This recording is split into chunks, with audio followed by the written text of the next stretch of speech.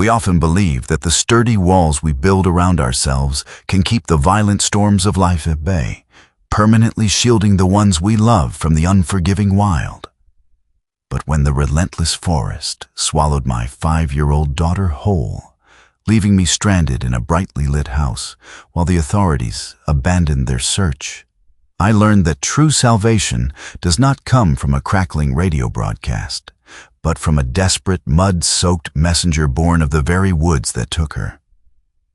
It was standing right outside my glass door, its frantic eyes holding a silent secret that would force me to step back into the darkness I had sworn to leave behind.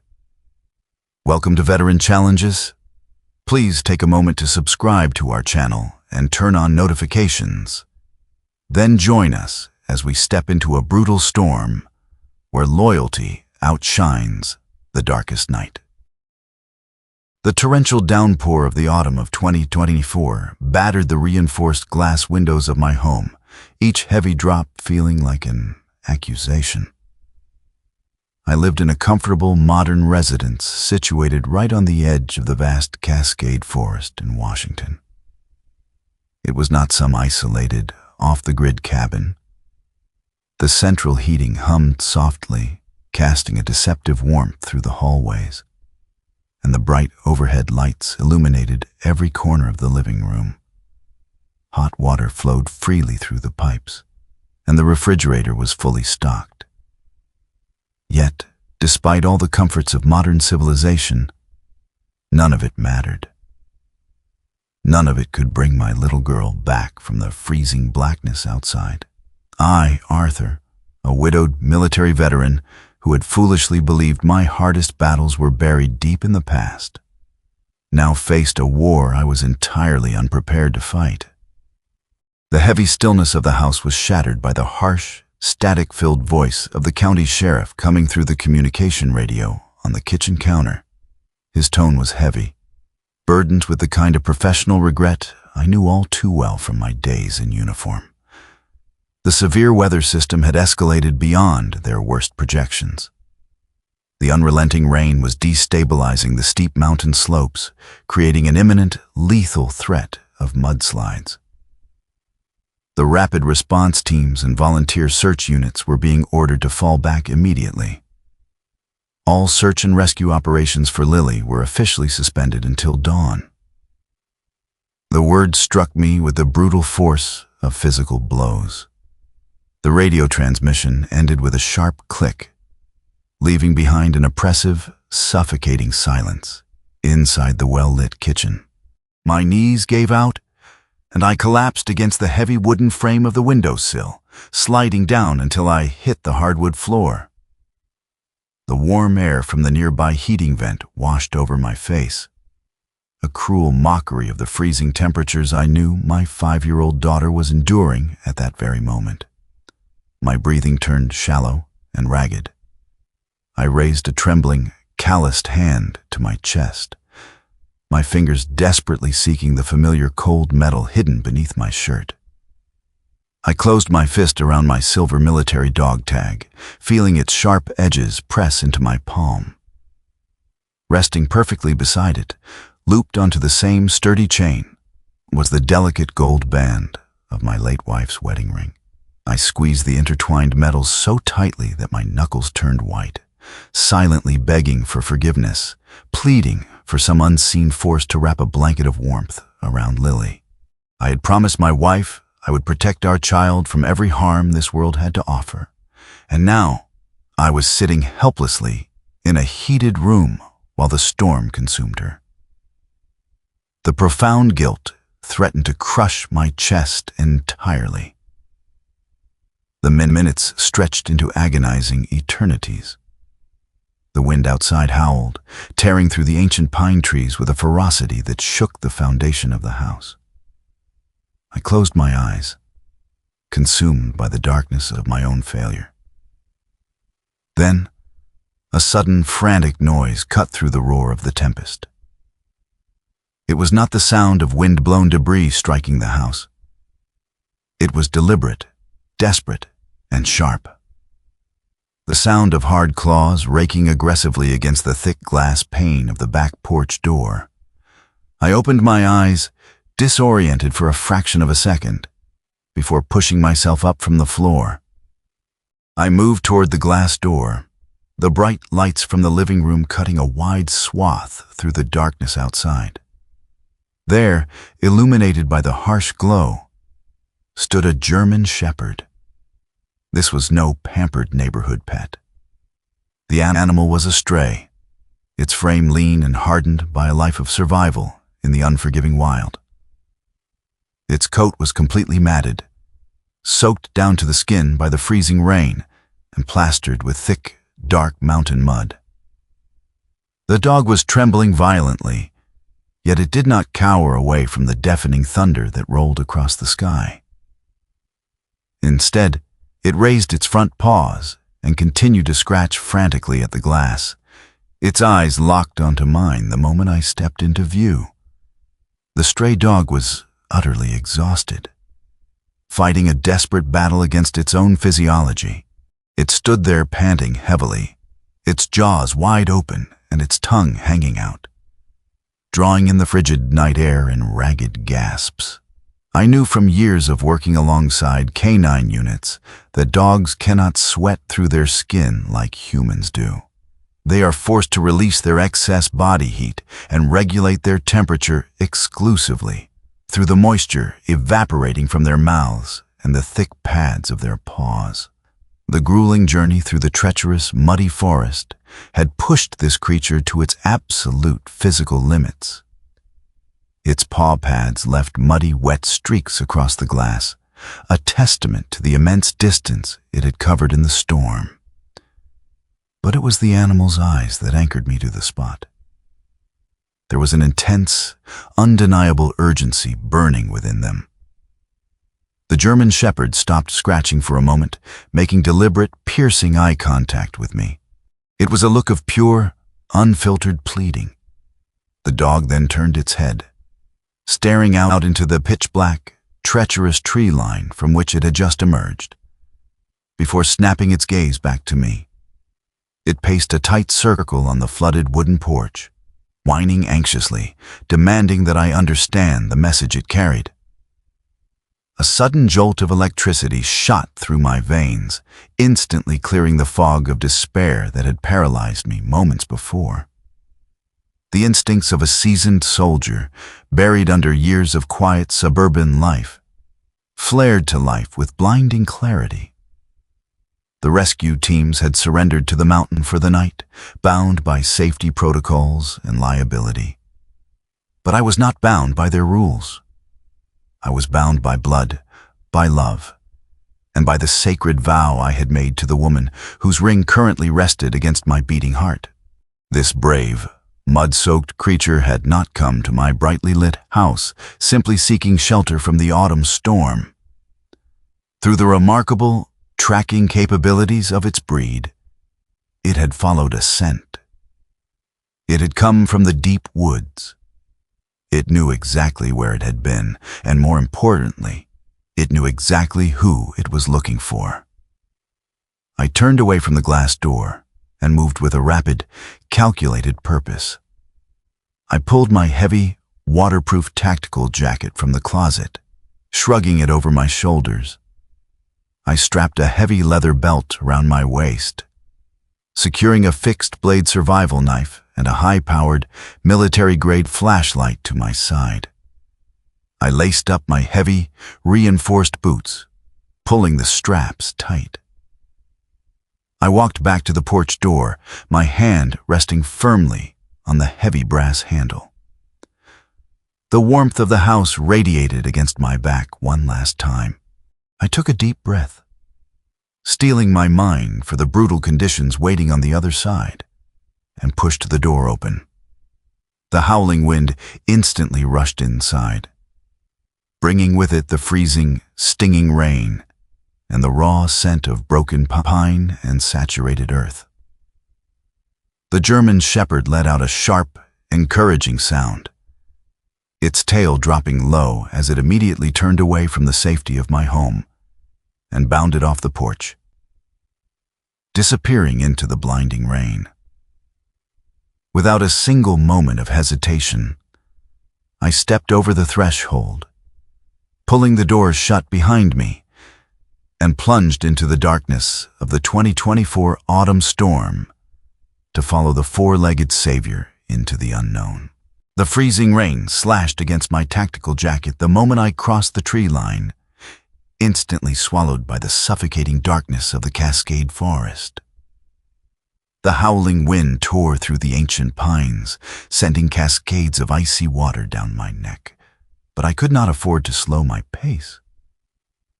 Ahead of me, the stray German shepherd I had silently named Shadow navigated the treacherous, muddy slopes with an unwavering sense of purpose. Despite his matted coat and clear physical exhaustion, the dog kept his nose close to the saturated earth, deciphering an invisible trail of scent that the violent storm of 2024 had not yet managed to wash away. I struggled to keep up, my heavy reinforced boots slipping and sliding against the unstable ground. The mountain terrain was unforgiving, transformed into a chaotic mess of slick mud, exposed roots, and jagged rocks. Every step required calculated effort, my muscles burning as I fought against the steep incline. I relied heavily on my military-grade flashlight, its powerful beam cutting a narrow path through the relentless sheets of rain. I watched as Shadow pressed forward, periodically turning his head to ensure I was still following. His heavy panting was barely audible over the roaring storm, a stark reminder of the immense toll this journey was taking on his resilient body. After an agonizing hour of battling the elements, the dense forest suddenly gave way to a desolate clearing. I recognized the looming, skeletal structures immediately. We had reached the abandoned Blackwood coal mine, a massive industrial complex that had been left to rot since it closed its doors in 1998. The decaying processing plant and crumbling stone walls looked like ancient ruins in the harsh glare of my flashlight. Nature had spent decades reclaiming the land, wrapping thick vines around rusted steel beams and shattering the concrete foundations with aggressive root systems. It was a dangerous, unstable place, completely off-limits to the public, which made it the absolute worst place for a 5-year-old child to wander into. Shadow picked up his pace, trotting toward the entrance of a collapsed sorting facility. I followed closely, sweeping my flashlight across the debris-littered ground. The beam bounced off twisted metal and broken timber, casting long, eerie shadows against the canyon walls. Then, my light caught something that made the breath completely vanish from my lungs, resting on a jagged piece of rusted grating, half buried in the thick mud. It was a small splash of bright pink. I rushed forward, dropping to my knees in the freezing slush. My trembling fingers reached out and grabbed the soaked fabric. It was Lily's winter glove. The tiny, familiar shape of it sent a wave of absolute terror crashing over me. My heart hammered wildly against my ribs. She had been right here. She was alone in this industrial graveyard, terrified and freezing. Before I could even call out her name, the darkness around me erupted. Blinding white light exploded from 3 different directions, striking me directly in the eyes. I instinctively raised my forearm to shield my face, completely disoriented by the sudden, overwhelming glare. Through the heavy rainfall, the unmistakable sharp metallic sound of rifle bolts sliding into place echoed through the ruins. Do not move a single muscle. A harsh, commanding voice ordered from behind the wall of light. Keep your hands where we can see them, now. The tone left absolutely no room for negotiation. Muscle memory, forged through years of grueling military deployments, took over instantly. I stopped my forward momentum, planted my boots firmly in the mud, and slowly raised my hands to shoulder height, each keeping my palms open and visible. I made no sudden movements toward the heavy survival knife strapped to my waist. As my eyes desperately tried to adjust to the blinding beams, I realized the men surrounding me were not scavengers or local hunters. They moved with absolute tactical precision. They had established a flawless perimeter, utilizing the high ground and the natural cover of the decaying mine. Their spacing, their discipline, and the steady, unwavering aim of their weapons painted a clear picture. These were highly trained individuals. Driven by the hypervigilance of severe post-traumatic stress, they were actively securing their territory, maintaining strict guard duty amidst a deadly storm to ensure the official rescue forces, currently searching the broader mountain range, would not discover their hidden sanctuary. "State your business," another voice demanded, calm but laced with lethal intent. Before I could speak, Shadow intervened. The brave German shepherd did not flee from the aggressive shouting or the blinding lights. Instead, he placed himself directly between me and the nearest armed figure. He planted his paws firmly in the mud, lowering his head and letting out a deep, rumbling growl that vibrated through the rain-soaked air. It was a fiercely protective stance. The dog was sending a clear, undeniable message to the strangers. To get to me, they would have to go through him. "Hold your fire," the first voice commanded, a hint of confusion breaking through the rigid authority. "Look at the dog." The tactical light sweeping across my chest suddenly halted. The intense beam focused directly on my soaking wet jacket, which had fallen open during the grueling climb. The bright light caught the mud-smeared silver of my military dog tag, illuminating the embossed letters of my rank and service number. Resting right beside it, reflecting a warm, golden glimmer through the dirt, was my late wife's wedding ring. The heavy tension hanging in the freezing air seemed to snap. The men behind the lights registered the identification tags, the cherished ring, and the protective stance of the loyal animal standing at my feet. They recognized the unspoken language of a fellow soldier, a man driven not by hostile intent, but by a desperate, heartbreaking mission. "He is one of us," a third man murmured softly from the shadows. The blinding beams of the tactical flashlights slowly lowered to the muddy ground. The metallic clatter of rifles being slung over shoulders signaled the end of the standoff.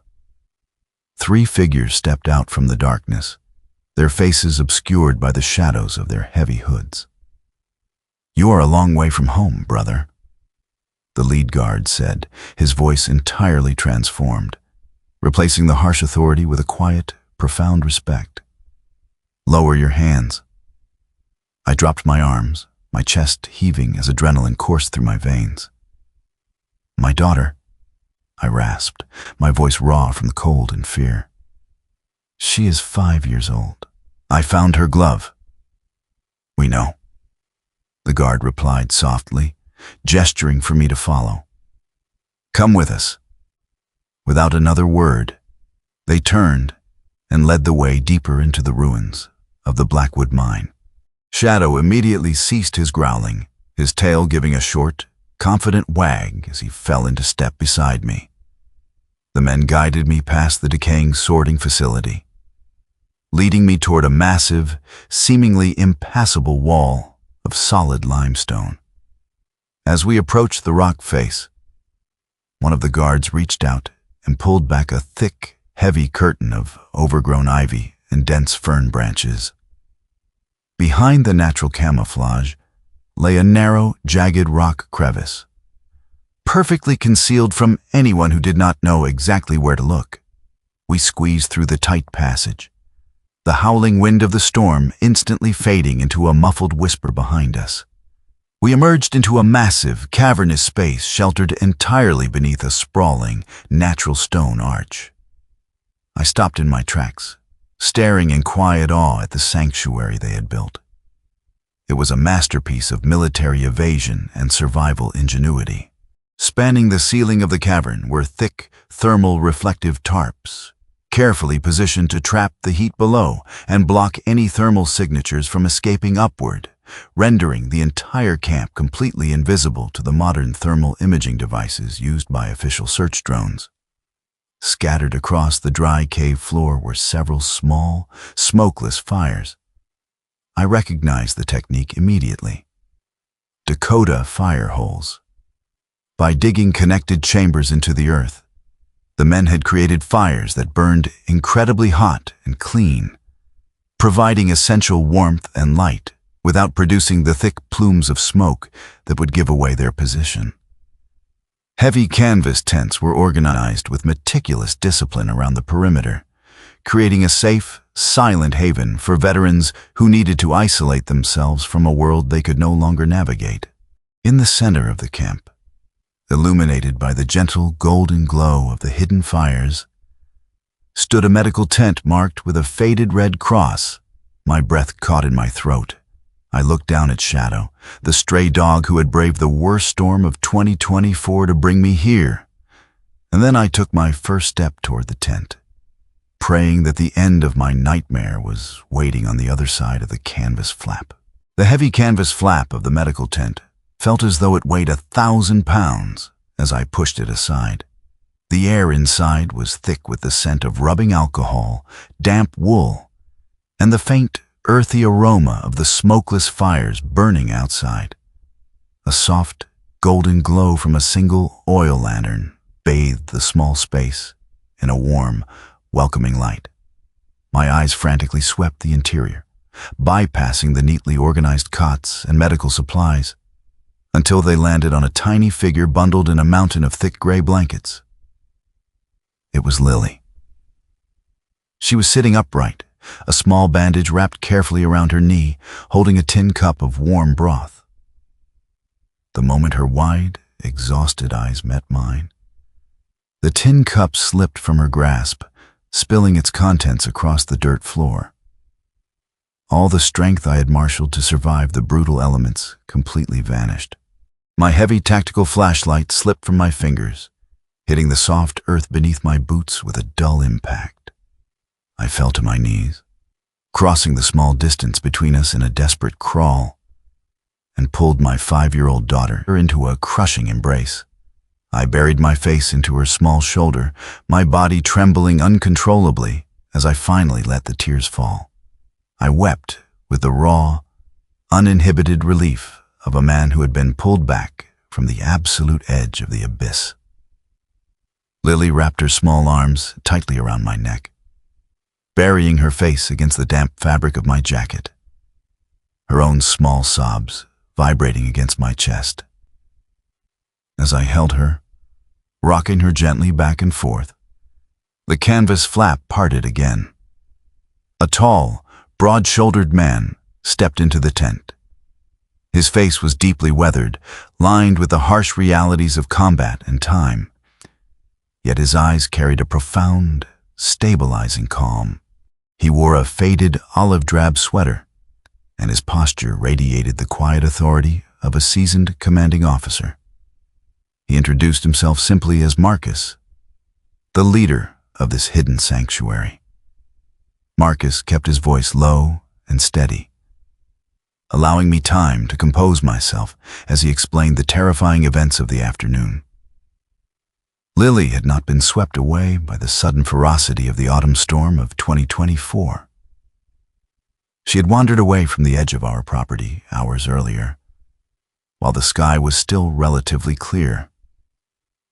One of the veteran patrol teams, conducting their strict perimeter sweeps before the severe weather hit, had found her shivering and disoriented near a steep ravine. I pulled back slightly, looking down at my daughter's tear-stained face. I asked her, my voice breaking, why she had ventured so far into the dense woods by herself. Lily looked down at her hands, her lower lip trembling. She reached out and touched the muddy silver dog tag and the gold wedding ring resting against my chest. With a voice that was barely a whisper, she explained that she had seen a bright, glowing firefly dancing at the edge of the tree line.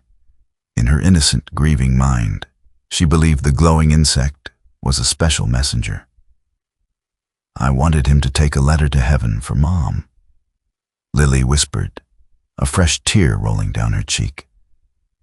I wanted to tell her we miss her. But the messenger flew too fast, and I could not find my way back.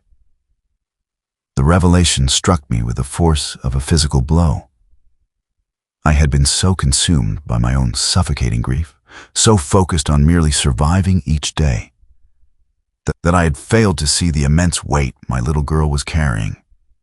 I pulled her to my chest again, kissing the top of her head, silently promising to never let her carry that burden alone again.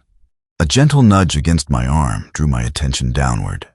Shadow, the stray German shepherd, had quietly slipped into the tent and was now sitting patiently beside us. He rested his wet, muddy chin on Lily's blanket-covered leg. Lily smiled softly, reaching out to stroke his damp ears.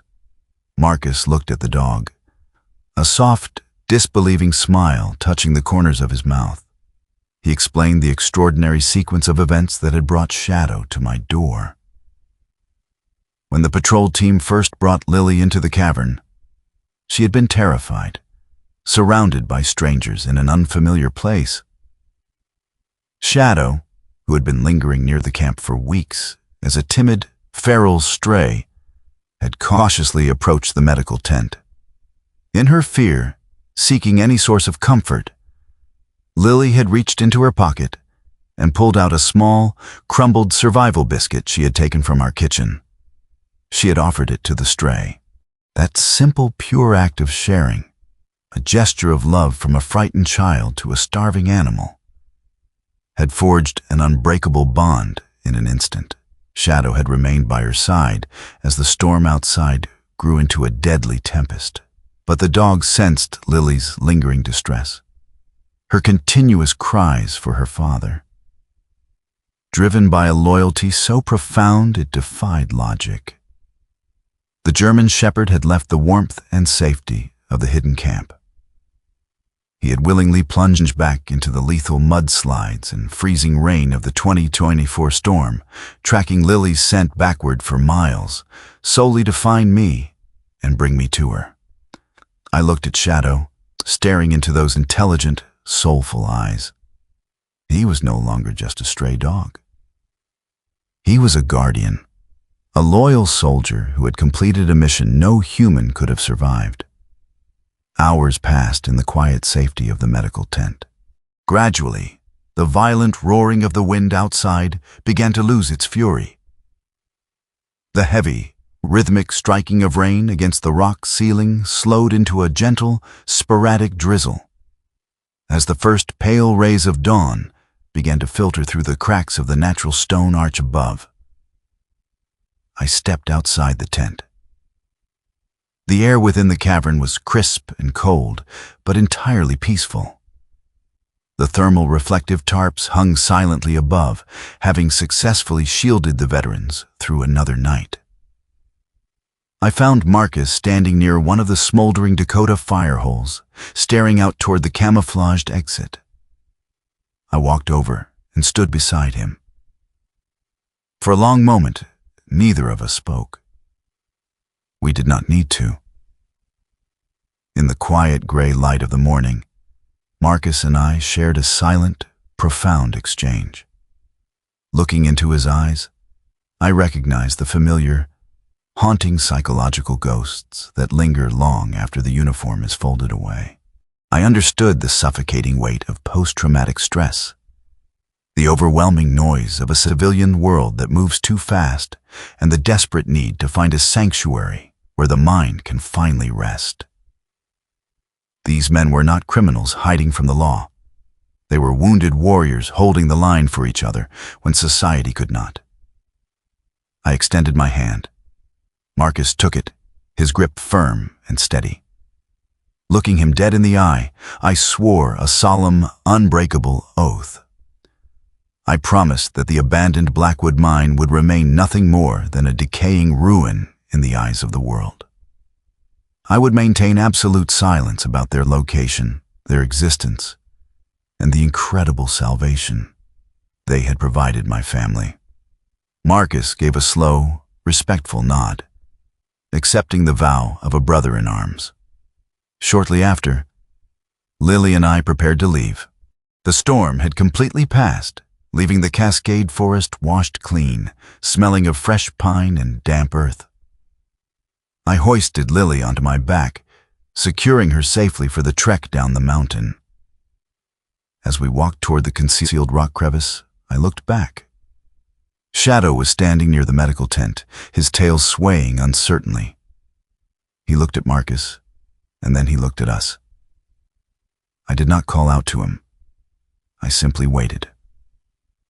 The brave German shepherd took a step forward, then broke into a joyful trot, falling perfectly into step beside my leg.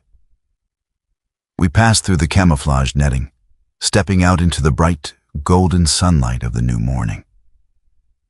The hike back through the forest was long, but the weight that had crushed my chest for so long was finally gone. As our house came into view through the trees, bathed in the gentle morning light, I knew that our lives were forever changed. With a little girl who had found her voice, and a loyal guardian walking faithfully by our side, we crossed the threshold of our home, finally ready to begin a new chapter of profound healing.